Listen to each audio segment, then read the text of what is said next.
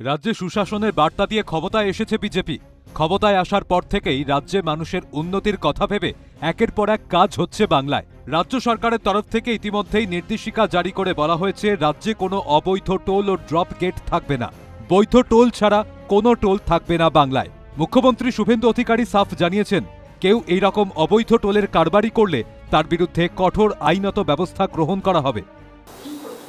কোনো অবৈধ টোল, হকারদের কাছে কালেকশন, সাফাই কালেকশন ইত্যাদি বৈধ রসিদ ছাড়া কেউ তুলবেন না। কেউ যদি টাকা চাইতে আসে, আপনারা সোজা থানায় যাবেন, থানা আপনাদের প্রোটেকশন দেবে। আমরা পুলিশকে কতগুলো বিষয়ে বলেছি, সবটা আপনাদের জন্য নয়। ডিসিপ্লিন অর্গানাইজেশন, তাদের স্বার্থ আমরা দেখব। তারাও সরকারের কর্মসূচি আইনের শাসন প্রতিষ্ঠা করা। আমরা একটা লাইনে বলেছি যে এতদিন শাসকের আইন ছিল, এবারে আইনের শাসন চালু হয়েছে। পালাবদলের পরেই বন্ধ কাটোয়া পুরসভার টোল ট্যাক্স। ফলে 25 বছরে আদায় নিয়ে উঠছে বড় প্রশ্ন। কাটোয়া রেলগেট সংলগ্ন এলাকায় এই টোল ব্যবস্থা বন্ধ হতেই খুশি এলাকার মানুষ। কাটোয়া পৌরসভা পরিচালিত এই অবৈধ টোল প্লাজা আজ বন্ধ। নতুন সরকার আসার পর বিধায়ক বলেছেন যে এই ধরনের অবৈধ কাজ তিনি করতে দেবেন না। দেখুন, সবথেকে বড় হচ্ছে শুধু এই টোল নয়, এরকম বহুত কিছু অবৈধ আছে অনেক। সেই অবৈধ কাজ পুরোপুরি বন্ধ হবে, একদম পরিষ্কার বার্তা। কোন্নগর পুরসভায় 5 টাকা থেকে শুরু করে 40 টাকা পর্যন্ত বিভিন্ন গাড়ি থেকে টোল আদায় করা হতো। সেই টোল বন্ধ হওয়ায় খুশি চালকেরা।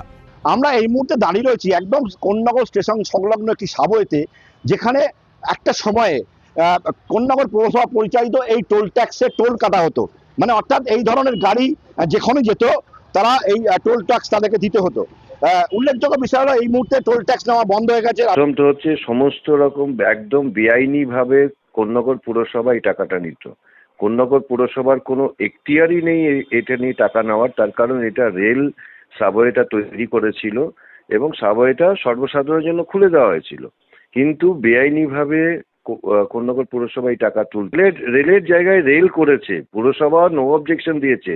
আরো বলছি, দীর্ঘদিন ধরে কোন্নগরবাসী এবং নবগ্রামবাসীদের যে অসুবিধার জায়গা, সেই অসুবিধার জায়গাটা হচ্ছে প্ল্যাটফর্মে ওঠার জন্য এইরকমই আরেকটা সাবওয়ে যেমন শ্রীরামপুরে আছে, যে সিঁড়ি দিয়ে গিয়ে যাতে আমি প্ল্যাটফর্মে চলে যেতে পারি।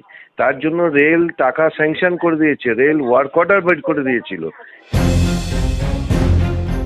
রামপুরহাট দুমকা জাতীয় সড়কের ওপর রামপুরহাট মুনসুভা মোড়ের কাছে টোলগেট বন্ধ হয়েছে সরকারি নির্দেশিকা জারি হওয়ার পর থেকেই। অভিযোগ, 114 জাতীয় সড়কের ওপর বছরের পর বছর জেলা পরিষদের বোর্ড লাগিয়ে তোলাবাজি চলছিল। আমরা যেখানে দাঁড়িয়ে আছি সেটা হচ্ছে রামপুরহাট টু দুমকা, সেই জাতীয় সড়কের ওপর কিন্তু জেলা পরিষদ, বীরভূম জেলা পরিষদ টোল ট্যাক্স নিতে পারে না, কিন্তু এইখানে জোর করে টোল ট্যাক্স নেওয়া হতো। দেখাই যাচ্ছে বীরভূম জেলা পরিষদ, এই বীরভূম জেলা পরিষদ কিন্তু এই জাতীয় সড়কের ওপর থেকে টোল ট্যাক্স নিত। এবং এই রাস্তা দিয়ে কিন্তু যেমন বিভিন্ন ছোট বড় গাড়ি যায়, তেমন কিন্তু পাথর ভর্তি গাড়ি এখান থেকে যায়। এখন দিতে হচ্ছে না, এখন বন্ধ তো। বন্ধ আছে? আপনাদের সুবিধা হয়েছে না? হ্যাঁ, সুবিধা, মানে 300 টাকা আসছে আমার কি। অবৈধ টোল বন্ধ হওয়ায় খুশি সাধারণ মানুষ। দিনের পর দিন চলা অবৈধ টোলের অত্যাচার থেকে মুক্তি পেয়ে স্বস্তির নিঃশ্বাস ফেলছে জনতা। অরূপ সেনগুপ্ত, সমিত সিনহা ও ভোলানাথ চক্রবর্তীর রিপোর্ট, ক্যালকাটা নিউজ।